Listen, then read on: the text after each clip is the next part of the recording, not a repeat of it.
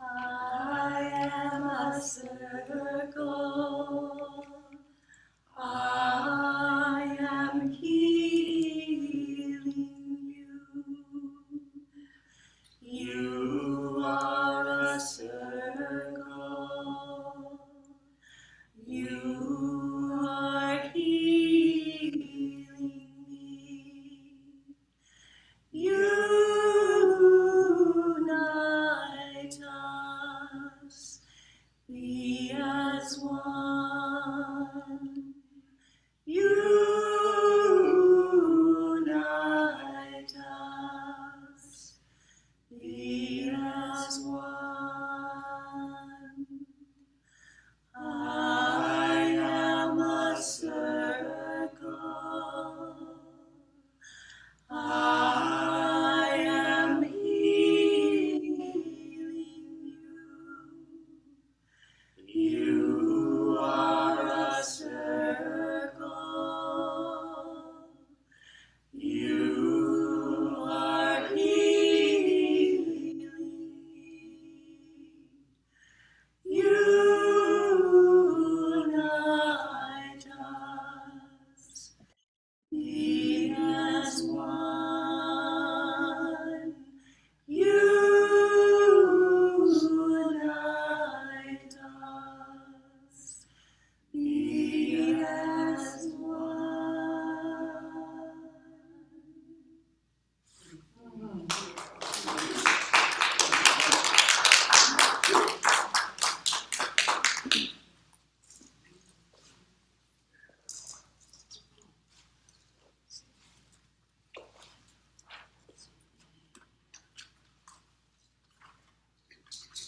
Can you hear me?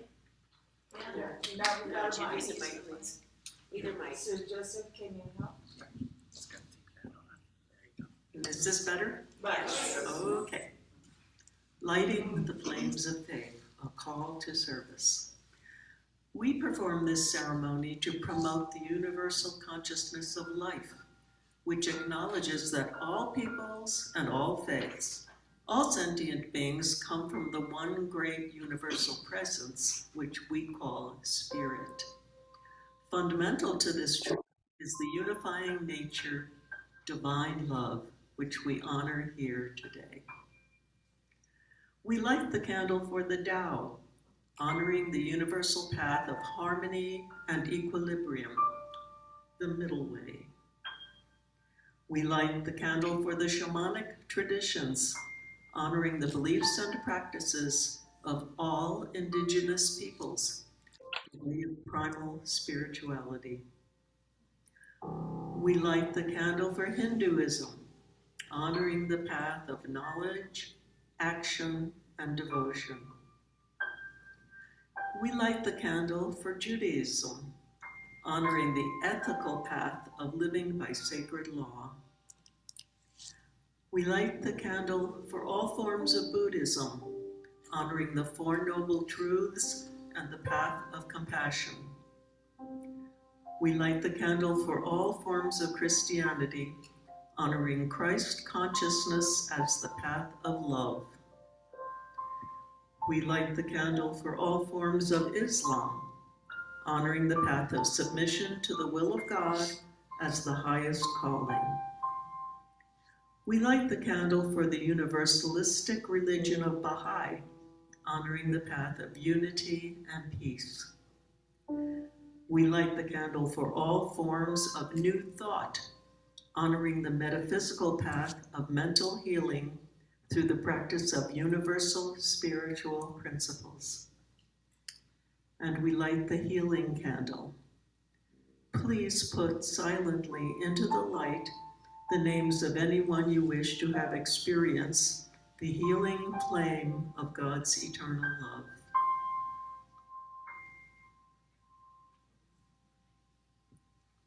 Please stand, face your screen or the center aisle.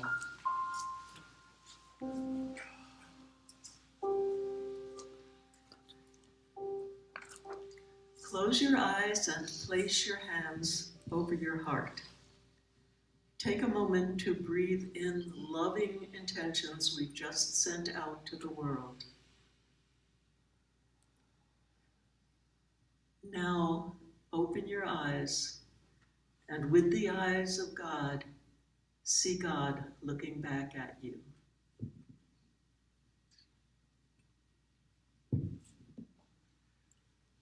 Namaste. Namaste.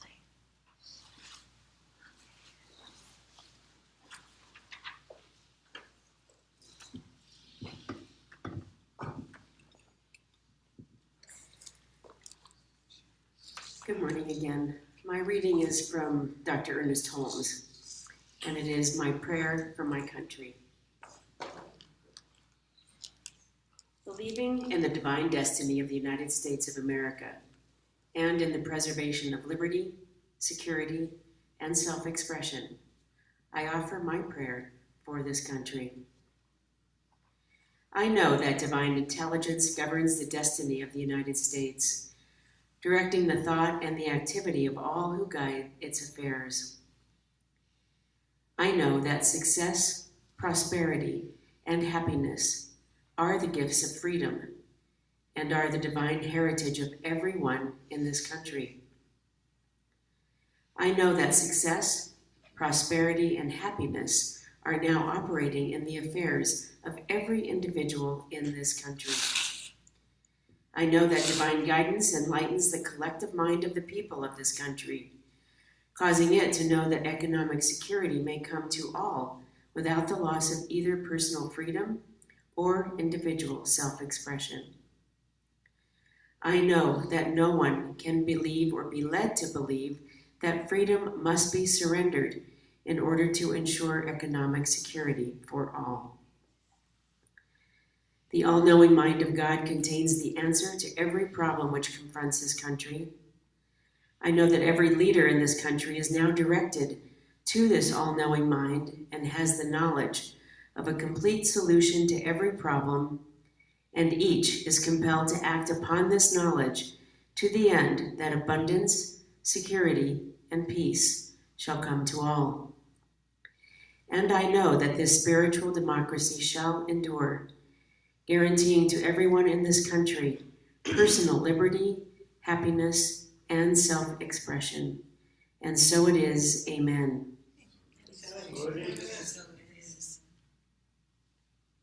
And so just take a deep breath and let those words settle. I'll read our affirmation first, and then we can say it together. I use my freedom to think new thoughts, make new choices, and live a free life. I use my freedom to think new thoughts, make new choices, and live my freedom. And so it is. And so it is.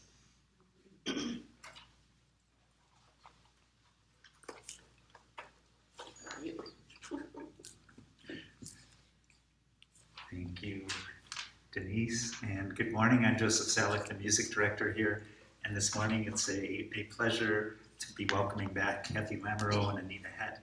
As you've heard, they're quite talented musicians and singers. They are native Santa Feans, are sisters, and have come from a very talented musical family. Their sibling, Chief, has played here, as well as Cathy's daughter, Felice, and her son, Andre. Yeah. And so it's great to have them back. Cathy is spending half the year in Hawaii, so it's wonderful to have her back with her sister. Anita has played here a couple of times over the winter, and it's a treat to have them here. As a duo, they perform together in an ensemble called Blue Spring, and Anita is very much enjoying her garden, and Cathy is very much looking forward to the renovation on her house being completed in a timely manner. Cathy has also been hosting a grandkids camp this past week, and that's been very exciting for her. And Anita is looking forward to her first daughter, or the wedding of her first child, or my only daughter. her only daughter, coming up in the next month. They're wonderful, wonderful musicians. Please join me in welcoming Cathy and Anita.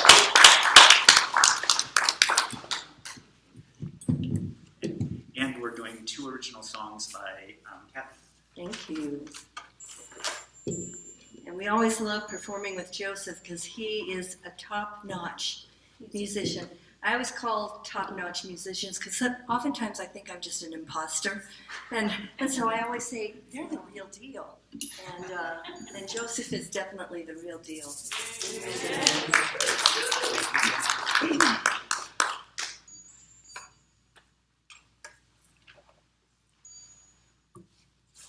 This song, Without Warning, I wrote some years ago.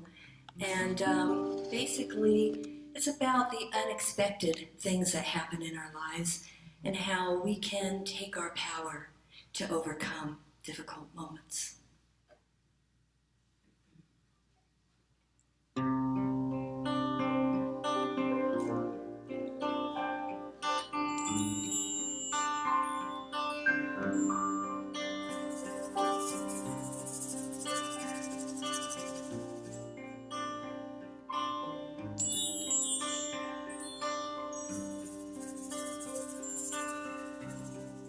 Caught in a storm, didn't see it coming.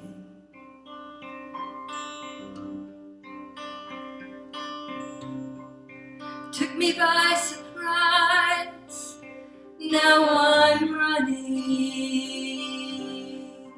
without warning, without warning.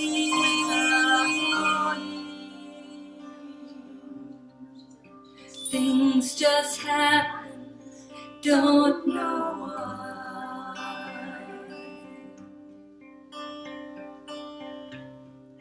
Doesn't much matter, gets me anyway. Without warning, without warning, without warning, without warning.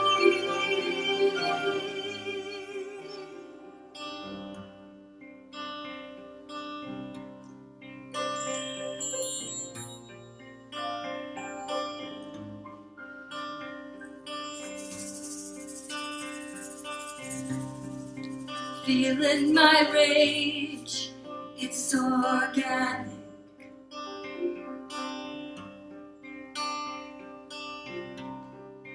Rushing through my veins, feeling straight. Without warning, without warning, without warning, without warning, without warning.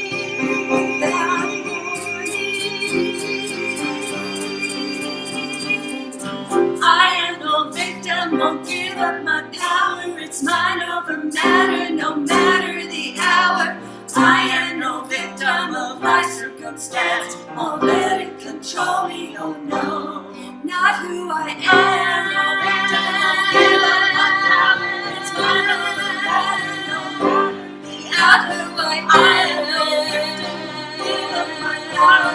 It's mine over matter, no matter. Not who I am, no victim, won't give up my power. It's mine over matter, no matter.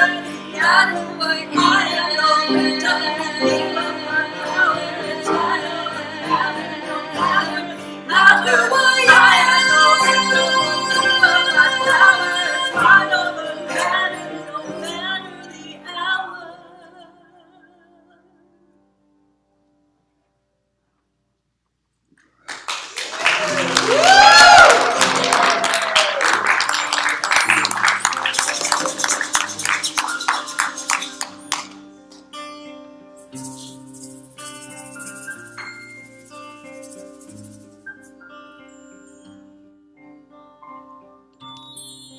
Give up my time to unseen worry. Taking a moment to breathe.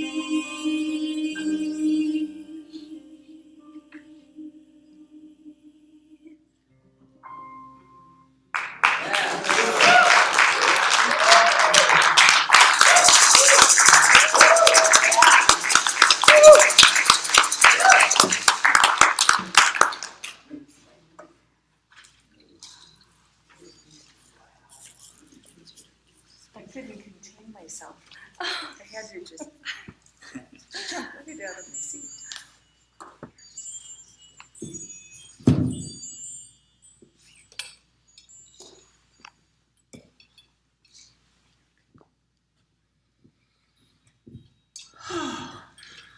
Wow. I agree, Rita. Rita's back there bouncing up and down.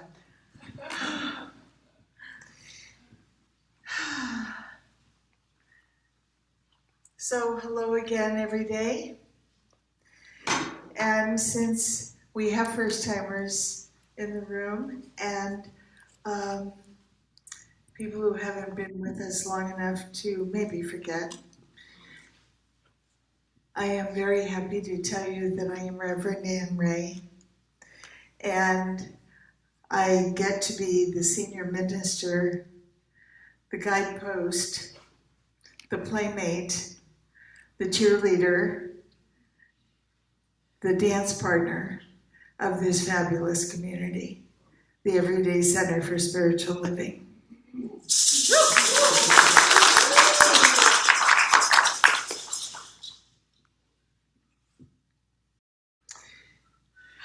With all that today has been already, looking for a way to add to it,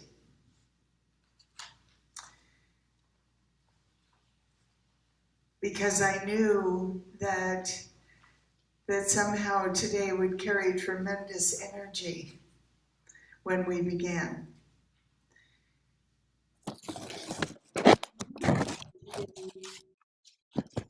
As you may know from looking at your program, is 249 years. Now what? And the country is 249 years old as of Friday. And for those of you who are into astrology, what I somehow had never caught in all of my research about the significance of the 4th of July, there is an astrological positioning that only happens on that day and has always only happened on that day. And I thought that was fascinating, that it just seems as if the men who gathered with the intention of actualizing this hard-fought process of creating a constitution, that, because I'm sure they weren't all astrologists, and astrology was a much bigger deal then. I mean, not that it's not a big deal now, but it was a much bigger deal then. So the Constitution was written in 1776. 1789. It was actualized in 1789 at the Constitutional Convention. But during those years, it's interesting that it was discovered that there were things missing that were part of the original intention. And actually, there were 3 constitutions. There was the first one, then there was the first revision, which was in 1788, and the final revision, which was 1789. So even then, people were willing to, these men were willing to, and I keep saying these men because, as we all know, they were all men. Had they asked any of us, we would have had it done a lot sooner. Or at least been able to help move things along, you know. But they were willing to look and relook and relook and make sure that everything that they intended, after all of their meetings to decide what they intended, was represented in We the People.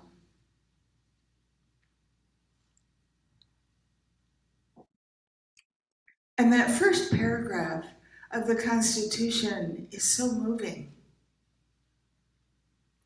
because it captures something so far beyond a group of men writing a document. It captures the divine inspiration that Denise shared with us in Ernest Holmes' prayer that was moving them forward through very contentious times. And, you know, I was thinking as I was considering exactly where I was going to go with this morning about what preceded that meeting. What preceded the first meeting? What preceded the second meeting? What preceded the final meeting? And, you know, what brought us here was King George, who just, you know, he just wasn't at all thrilled that we didn't want to sign up for the Church of England. That we wanted to sign up for whatever we wanted to sign up for. And so we left. And he decided that he didn't like it so much that he came after us. Because he was so convinced that his army, because we didn't even have an army, that his army could overtake us and bring us back to England where we all rightfully belonged to him. Because monarchy in those days was ownership.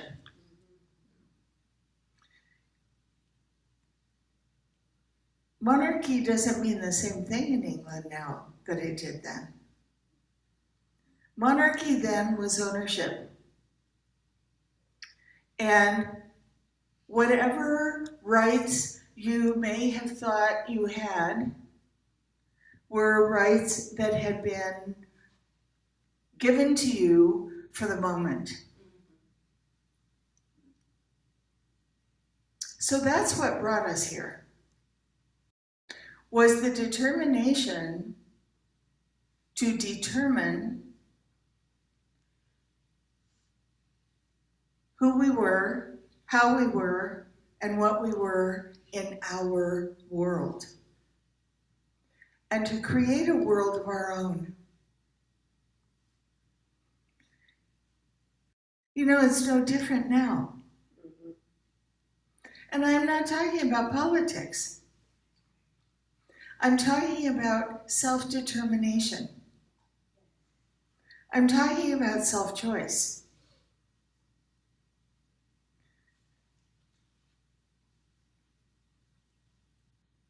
There might be one or two people in the room who would prefer to be able to control things more than they can.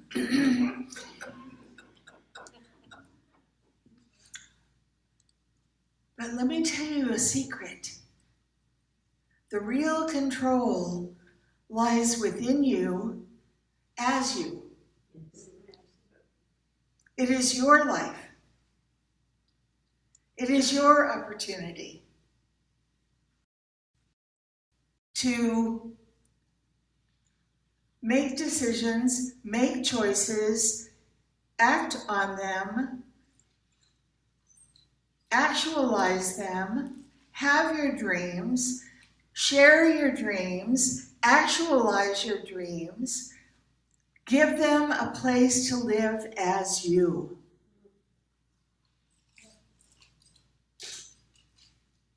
That's our opportunity.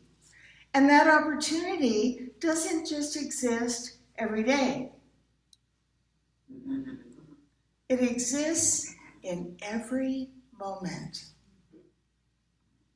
Every moment.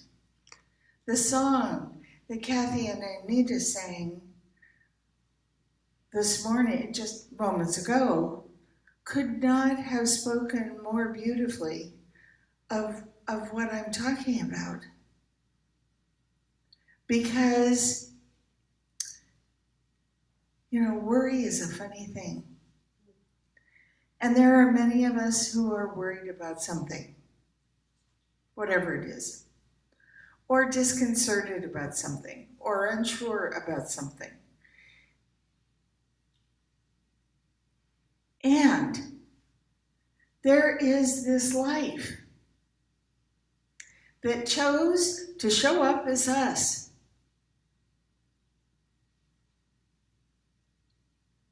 It did. It chose to show up as us. To reveal itself as us. To give us all of its qualities, to live through us as its entire self, and let us, I hesitate to say these words, run the show. But that's it.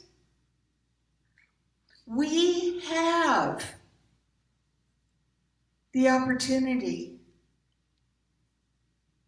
to choose. We have, and not only that, but we have the opportunity to choose again.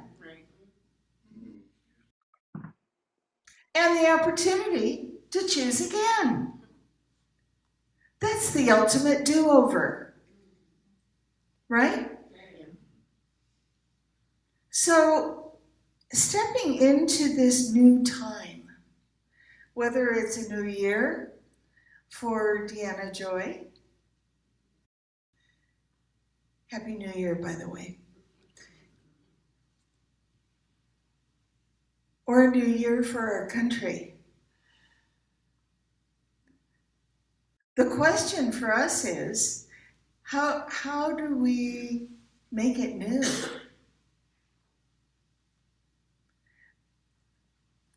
As the month goes on, I'm going to ask some very intriguing questions. So I just want to let you know that you're going to need to have your seatbelts every Sunday.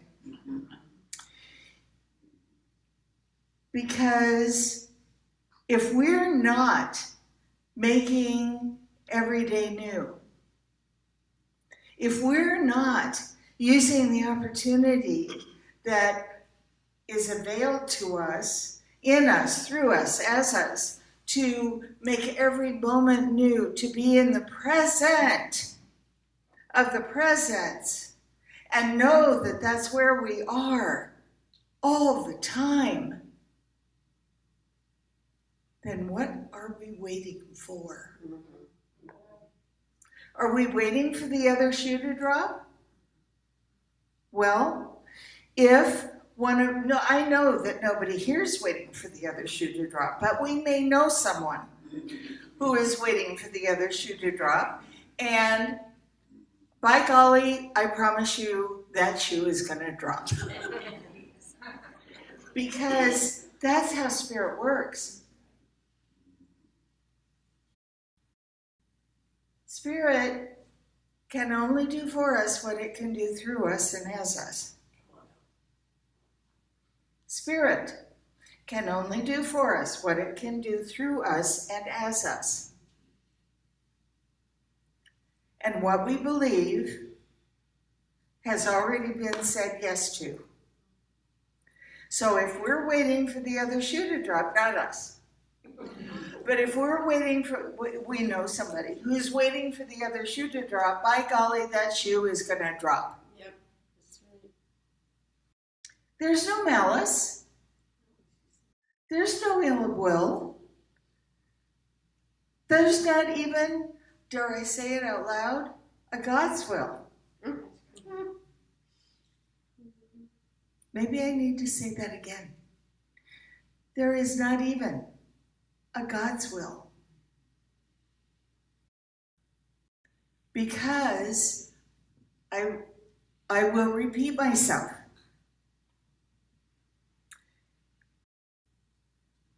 Spirit expresses in us as it is and through us. And we are here by that grace.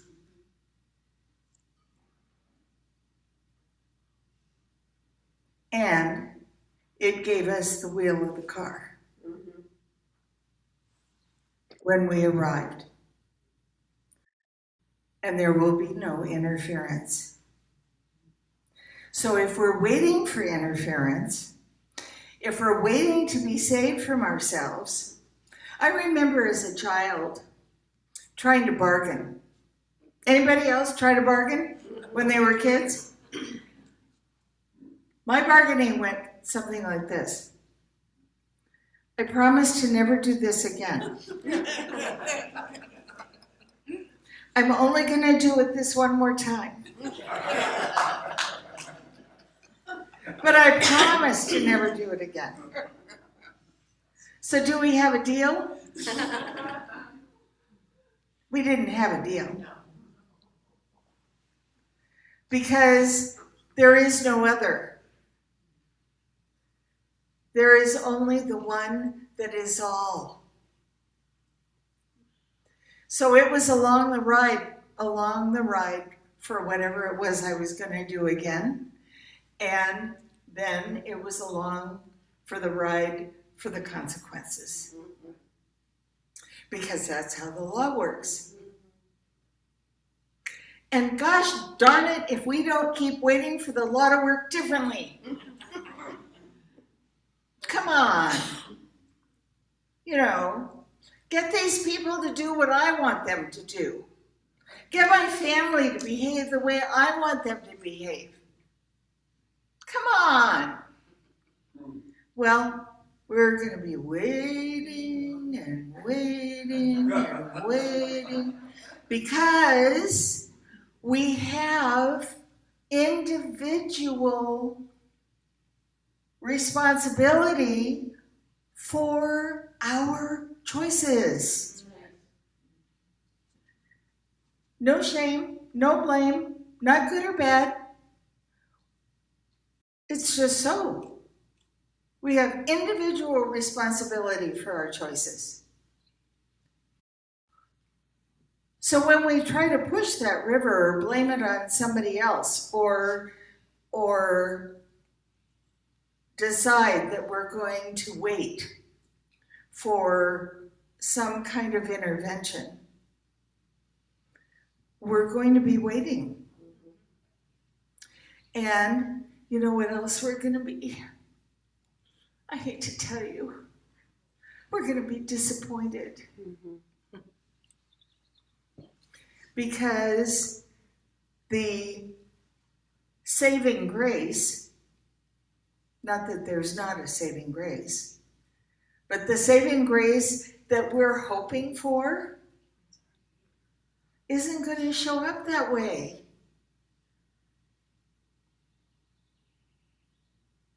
Because what we're doing is we're trying very hard to give the steering wheel back to somebody else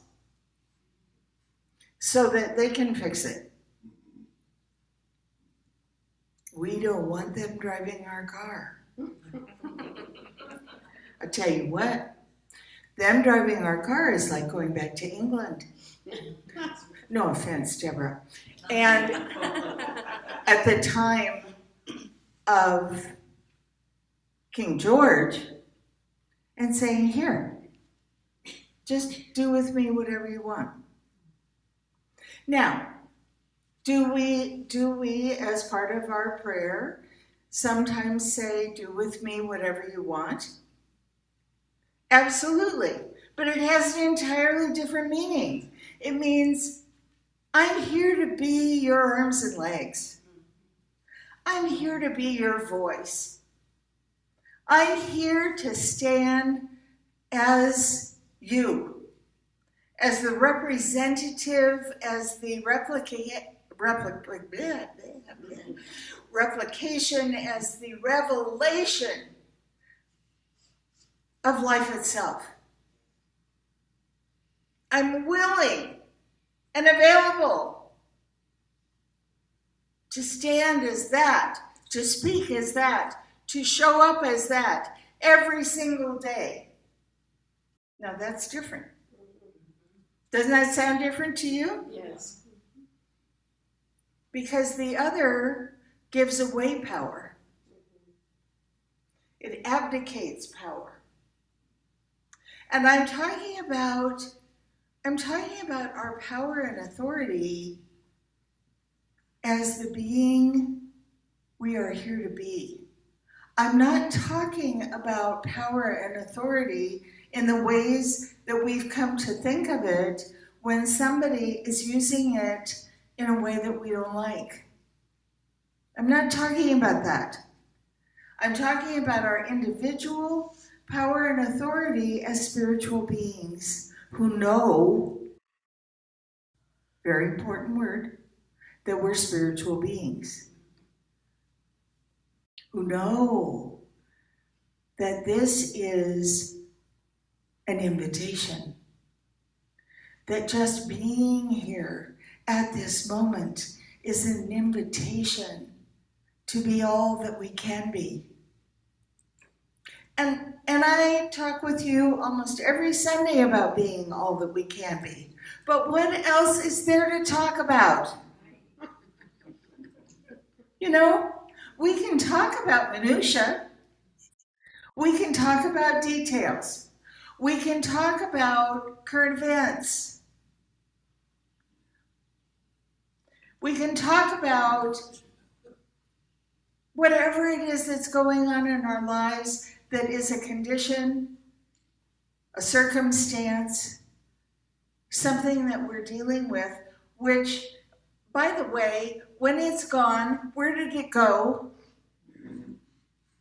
Once a circumstance or a condition is resolved and it's gone, because it is, where did it go? It evaporates. It isn't like it hangs around unless we ask it to, as part of our story, to hang around by saying, oh my God, and 10 years ago, this happened, and it was so terrible. And I don't know how I survived it. And when someone says something like that to me, I'm inclined to say, that was 10 years ago. Clearly you survived it. And it's still, the energy of that experience is still happening within you. Let's see what we can do to loosen that up so that your story now, who you are today, because who you are today isn't even who you were yesterday. Your story today can be different and can feel different, lighter, easier, freer.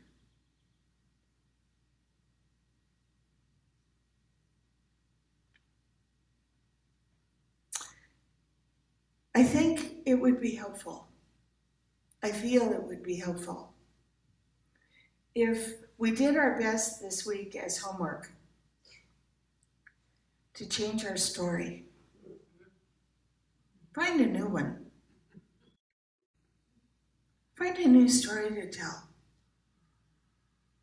Find something scrumptious to share. Find something easy. Find something lovely to share. Because the people that we encounter, they need that. They need our smile. They need us looking at their name badge and calling them by name. They need a genuine thank you. I read something recently that if we say thank you once, that's one thing. But if we follow that with thank you so much, it's kind of like an extra scoop of ice cream. It just anchors that gratitude in with the other person so that it doesn't just feel like a drive-by. You know what I mean by a drive-by? It's like a server that walks by your table looking that way going, so how's everything? That's how those thank yous can feel. But following it with thank you so much is like, oh, wait a minute. That's appreciation coming at me in some kind of an avalanche. Oh, I've got to take that in. So let's just tweak our story just a little bit. It doesn't have to be major. But remembering that we're the ones at the wheel might help. And if you have questions about how to operate your car differently, we have 6 emeritus practitioners, 7 practitioners altogether, who are here for you. And no reason is too small to call. And so it is.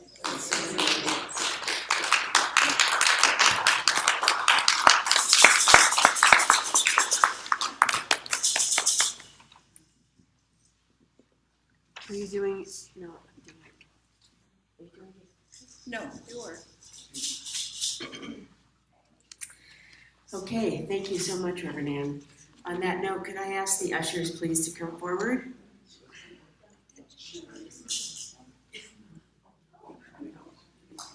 And this is the opportunity for us to give from that place of appreciation that Ann talked about, to infuse our giving, whether it's online or on the website or in person. And the Facebook tab is live, and so is the Zoom tab for donation. Infuse it with our energy, with our enthusiasm, with our gratitude, with our generosity. And so that's our way of participating actively in our life and to prove a new story. So would you say with me, please, our offering statement? The love of Spirit blesses and multiplies all that I am, all that I have, all that I give, and all that I receive abundantly. And so it is.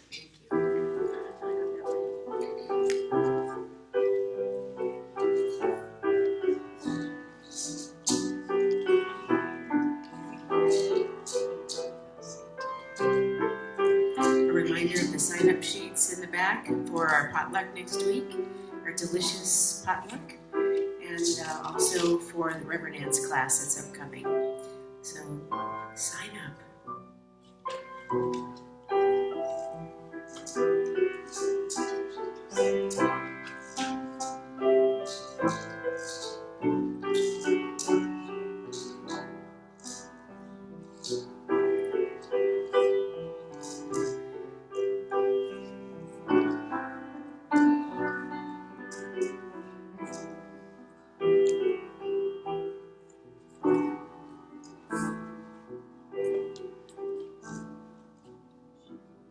Thank you both so much for your sacred service of collecting our donations.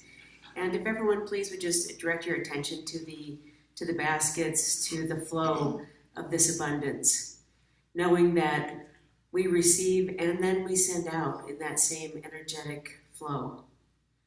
That as we receive it, we send it out to our vendors, to our giving within our community, which ripples out to Santa Fe, to New Mexico, to the world. And so in gratitude, we simply say thank you, and so it is. So it is.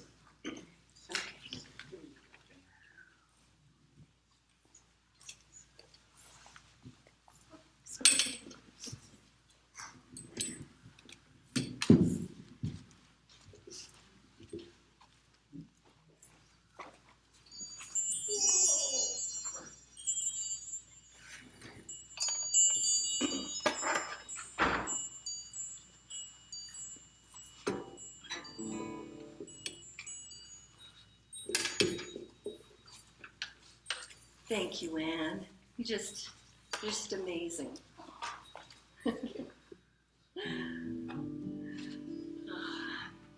This is a song to go very much with what your message was this morning. It's called Making It Happen. I wrote this last year, and it's a pleasure.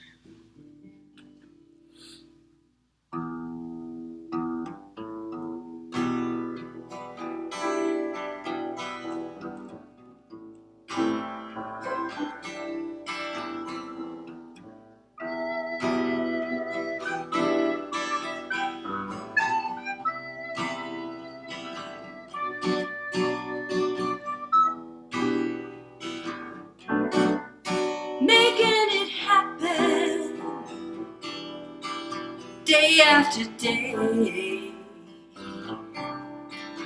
rose-colored glasses, gonna put them away. I'm shaking it up, standing for something, making it happen, making things better.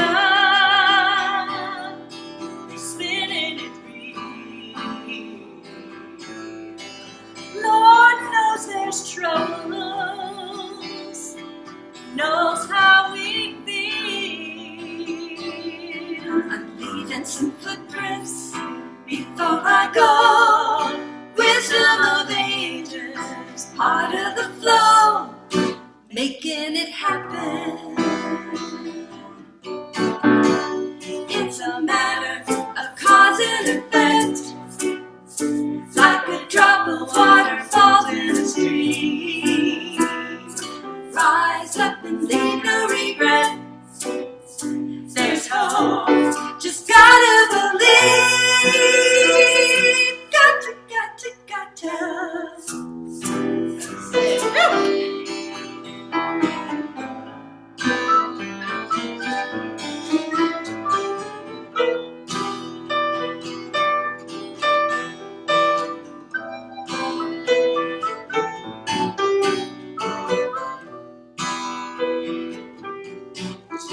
Making it happen, prospect of change,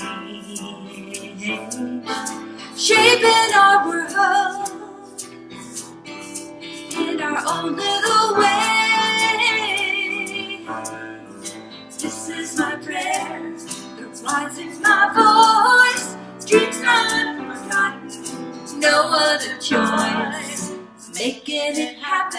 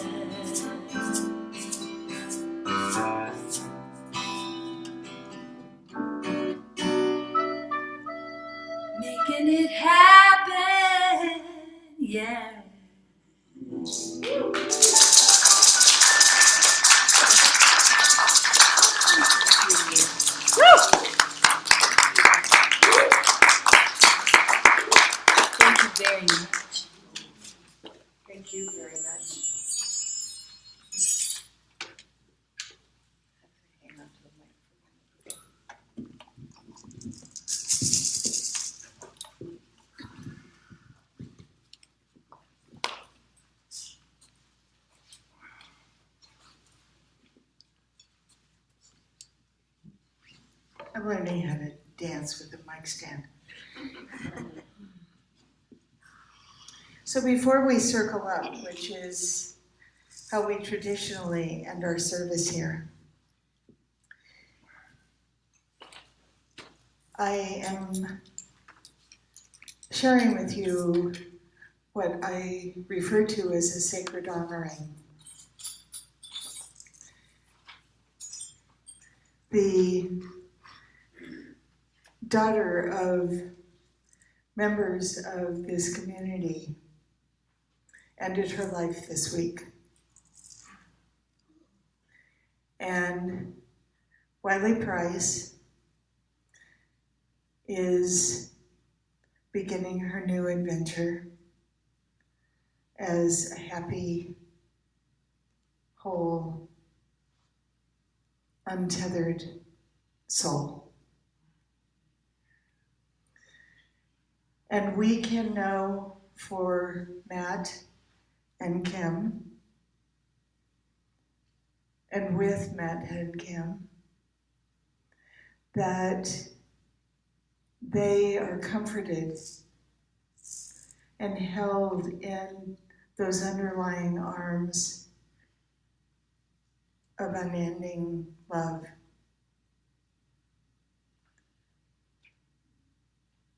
Wiley was a lovely girl and a troubled one who had battled with her personal demons for many years. And she is now freed of that battle. And all of the people who love her still, and will always love her. It is our opportunity to send love to all of them in this moment and know that they are all held in that divine embrace.